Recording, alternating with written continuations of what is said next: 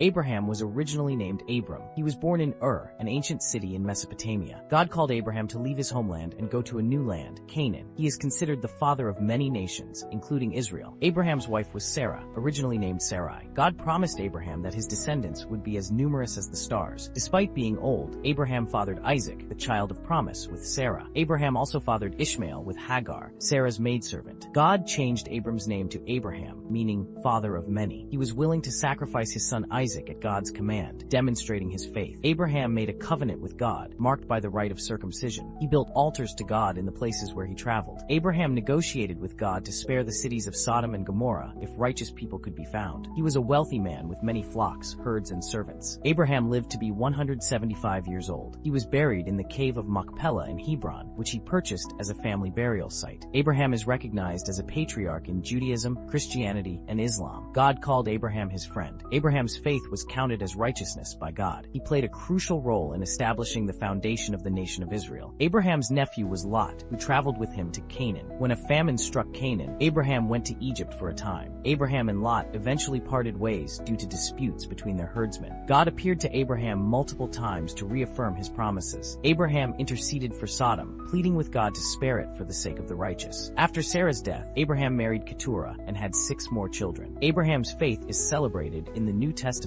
as a model for believers. The New Testament calls Abraham the father of all who believe, highlighting his importance to both Jews and Gentiles. Abraham's faith was tested when God asked him to sacrifice Isaac, a story referenced in Hebrews as an example of ultimate trust in God. Jesus referenced Abraham, saying that Abraham rejoiced to see his day. Abraham is mentioned in the genealogy of Jesus, linking him to the lineage of Christ. The New Testament states that those who have faith are considered Abraham's children, regardless of their ethnic background. The Apostle Paul uses Abraham as an example of justification by faith in Romans. James refers to Abraham as God's friend and emphasizes that Abraham's faith was demonstrated through his actions. The New Testament teaches that God's promise to Abraham was fulfilled through Jesus Christ. In Galatians, Paul explains that the blessing of Abraham comes to the Gentiles through faith in Christ. Abraham's willingness to offer Isaac is seen as a foreshadowing of God offering his own son, Jesus. The book of Hebrews calls Abraham the father of the faithful and highlights his perseverance. Abraham's story is used in the New Testament to illustrate that faith is credited as righteousness. The New Testament frequently contrasts the faith of Abraham with the law of Moses, showing that faith